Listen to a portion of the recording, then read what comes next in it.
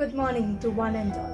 My name is Jania El Sawaki and I'm from class 8th. Constitution Day or Samvidan Divas, also known as National Law Day, is celebrated in India every year on 26 November. On 26 November 1949, the Constituent Assembly of India adopted the Constitution of India and it came into effect on 26 January 1950. In a democracy, the Constitution is a sacred text for the government. It lays a strong foundation for a parliamentary democracy to function. The Constitution is the supreme law of a nation. India is the largest democracy in the world, and its Constitution serves as a guiding light for it to function smoothly and vibrantly. Ever evolving, the Constitution of India is dynamic and adapts itself to changing times to address the changing needs and requirements of a developing nation. It is the world's longest. The original copy of the Indian Constitution is 251 pages long. It is the most detailed in the world. Contents. It contains 395 articles, 22 parts and 12 schedules. Amendments. It has undergone 103 amendments till date. The Constituent Assembly (CA) was set up in 1946, set up under the Cabinet Mission Plan of 1946. The Assembly held its first meeting on December 9, 1946 and elected Dr. Sachidanand Sinha, the oldest member of the Assembly, as the Provisional President. On December 11, 1946, the Assembly elected Dr. Rajendra Prasad as its permanent chairman. The CA took 3 years, 1946 to 1949, to complete the drafting. The CA had 299 elected members from provincial legislative assemblies. The CA had 13 committees, including the drafting committee. The Constitution was adopted in 1949 when 284 members signed it, marking the completion of the Constitution-making process. Dr. Rajendra Prasad, President of the Constituent Assembly, elected as the first President of Independent India on 24th January 1950 at the last session of the Constituent Assembly, distinction of being the only President to have been re-elected for a second term, that is from 1950 to 1962. Dr. B.R. Ambedkar, referred to as the father of the Constitution, Dr. Ambedkar played a leading role in the Constitution's framing process. He was the chairman of the Assembly's most crucial committee, the Drafting Committee. He was directly responsible for preparing the draft constitution for independent India. The preamble is a brief introductory statement setting out guidelines for the people of the nation as well as presenting principles of the Constitution.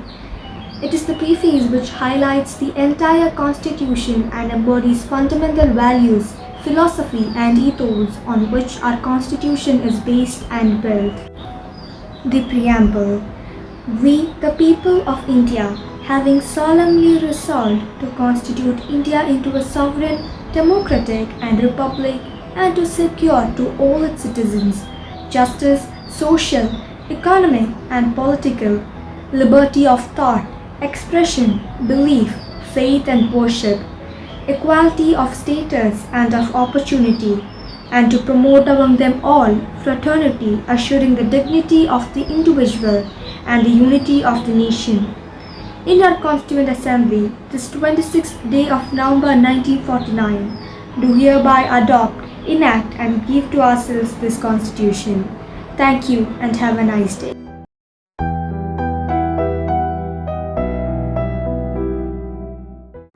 People have the supreme right to make decisions, external as well as internal matters. No external powers can dictate the government of India. Socialist.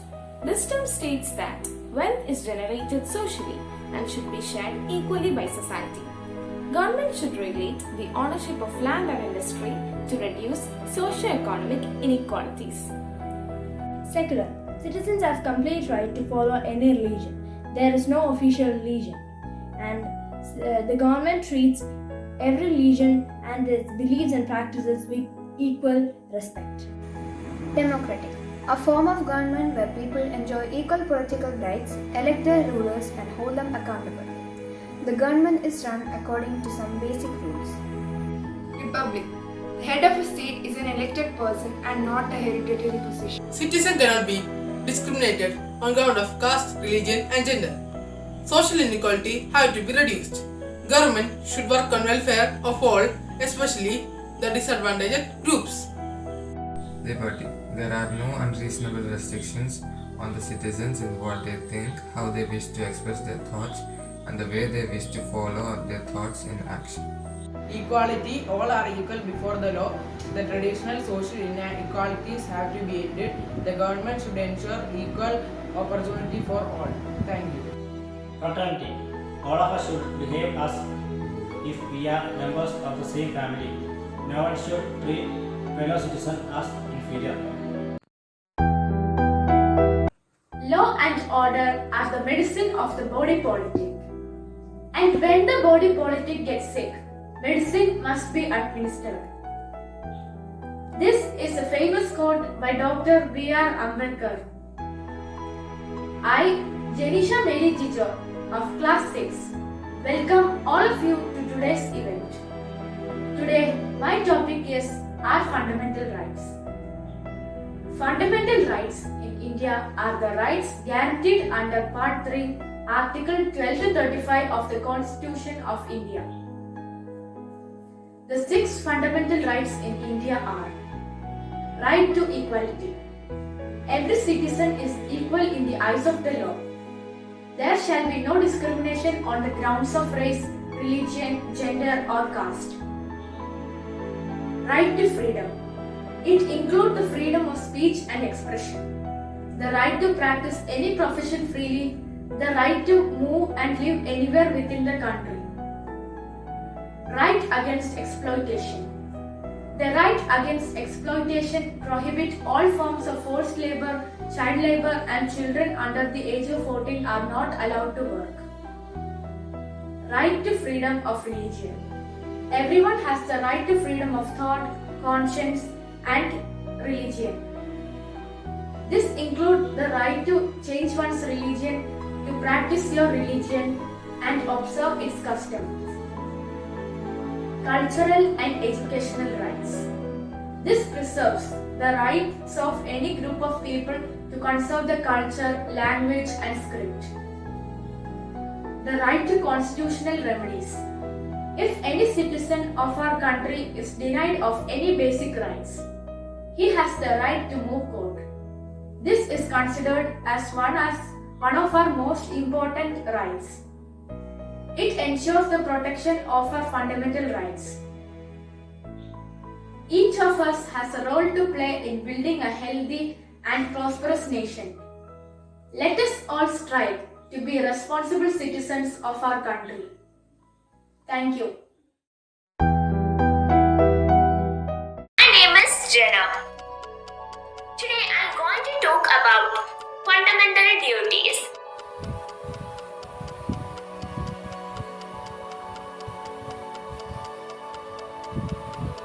Fundamental duties. The Constitution of India. It shall be the duty of every citizen of India.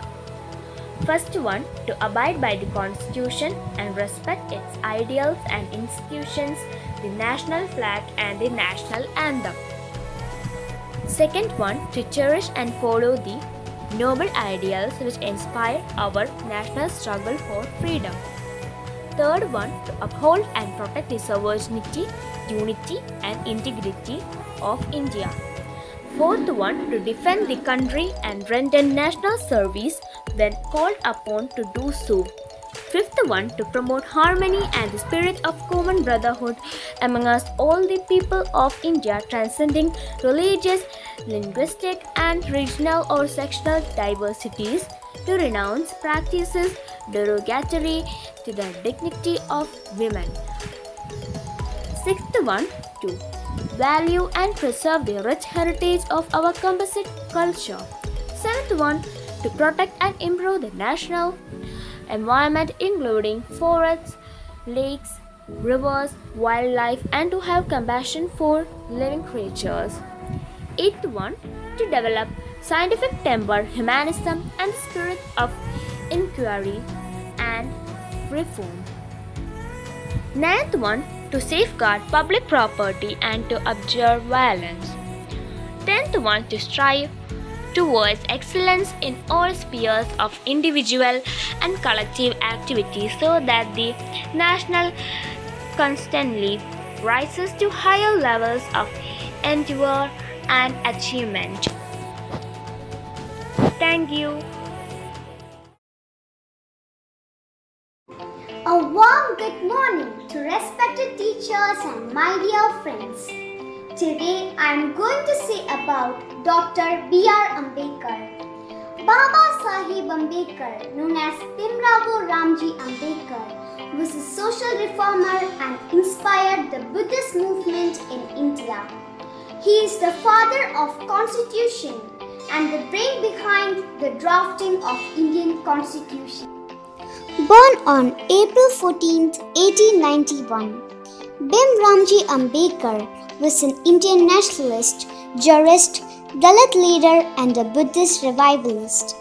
But most importantly, he was the chief architect of the Indian Constitution.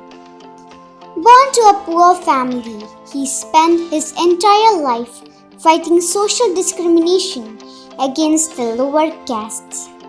He overcame numerous social and financial obstacles to become the first untouchable to obtain a college degree.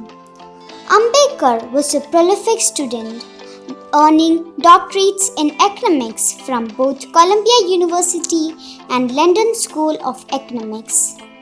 After completing his degree in economics and political science from the USA, he was recognized as a leading Indian scholar and was invited to chair the committee set up to draft the Constitution of India. He became independent India's first Law Minister and was confessed the Bharat Ratna posthumously in 1990. When drafting the Constitution, he drew his inspiration from the Buddhist scriptures which he had read extensively. Thus, Ambedkar drew up a constitution that was shaped upon Western model but was Indian in spirit. In it, he provided number of clauses that would help eradicate social, economic inequalities and lack of opportunities. He was highly critical of any caste system and his conversion to Buddhism played a vital role in the revival of Buddhism in India as well as abroad. He remained an important member of the Rajya Sabha until his death on 6 December 1956. Dr. B.R. Ambedkar is looked up to as a symbol of equality. He said that he believed in a society where friendship, equality and brotherhood exist. Till date, he is remembered for his good deeds and welfare. Thank you.